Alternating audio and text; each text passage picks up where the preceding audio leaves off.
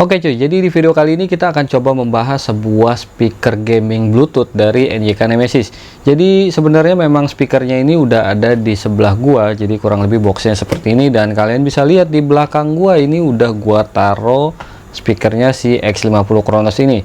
Dan kalian bisa lihat sendiri untuk speakernya ini juga eye-catching banget dan agak menarik perhatian ya. Jadi kalau misalnya di video ini kalian udah bisa langsung lihat si RGB-nya dari speaker X50 Chronos ini.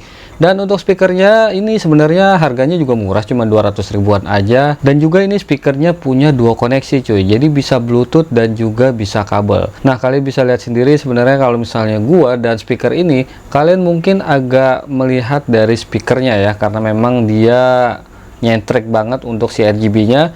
So, daripada lama-lama mending kita langsung aja kita bahas produk dari NYK Nemesis X50 Chronos ini cuy.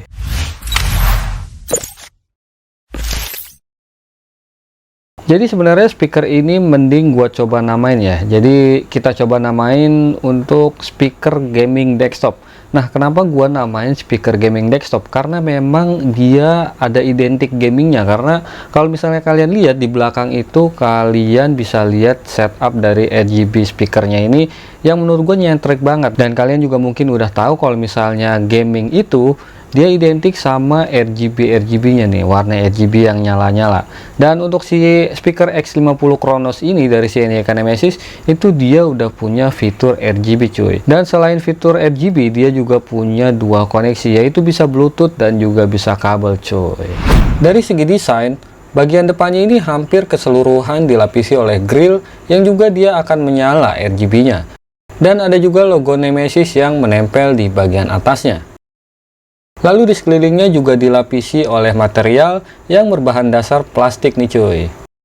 Untuk warnanya, dia cuma ada full black aja nih cuy.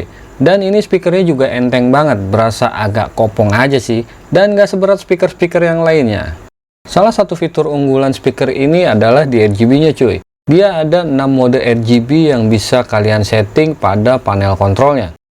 Nah, salah satu yang gue suka dan menurut gue cukup unik dari mode RGB-nya itu adalah mode RGB Rhythm Equalizer-nya cuy. Jadi RGB-nya ini bisa mengikuti irama dari suara yang dihasilkan oleh speaker ini. Ngomongin soal RGB, ada panel kontrol di bagian speaker ini yang gunanya untuk mengatur RGB di setiap modenya. Dan untuk panel kontrolnya ini juga cukup unik karena bentuknya kotak gitu, jadi lumayan agak besar. Di panel kontrol ini, selain bisa mengatur untuk RGB-nya, kalian juga bisa mengatur volume pada speaker ini cuy. Untuk aktifin mode Bluetooth-nya juga gampang cuy. Kalian tinggal tekan aja tombol powernya dan tunggu ada suara notifikasi dari speaker ini. Bluetooth mode.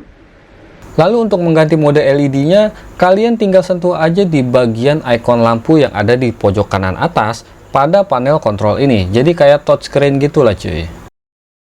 Selanjutnya selain mode Bluetooth, speaker ini juga pakai kabel dong pastinya, karena kita juga udah lihat sama-sama tadi. Dan untuk kabelnya ini dia menggunakan kabel audio jack 3.5 dan USB sebagai powernya. Dan untuk performa dari speaker NYK X50 Chronos ini, gua akan coba untuk di musik dan juga kita akan coba untuk main game Valorant cuy.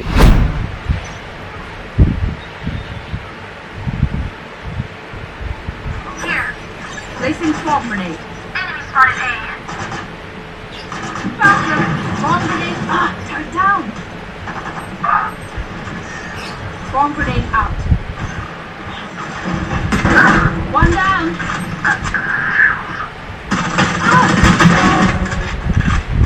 Spike down A. Last player standing.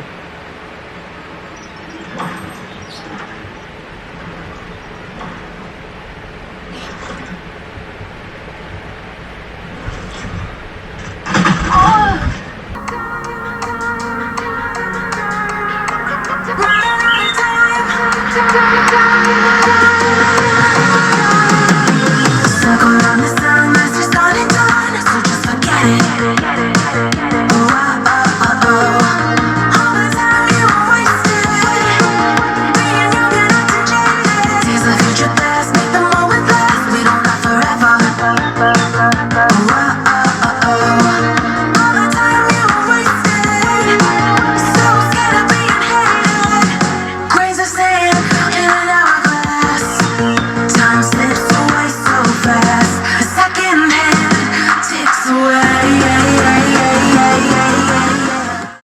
Nah, satu hal yang gue notice dari speaker gaming desktop NYK Nemesis X50 Chronos ini cuy, jadi sebenarnya speaker ini memang ada RGB-nya ya, kalian bisa lihat sendiri, dan kita juga udah beberapa kali bahas untuk si RGB-nya ini.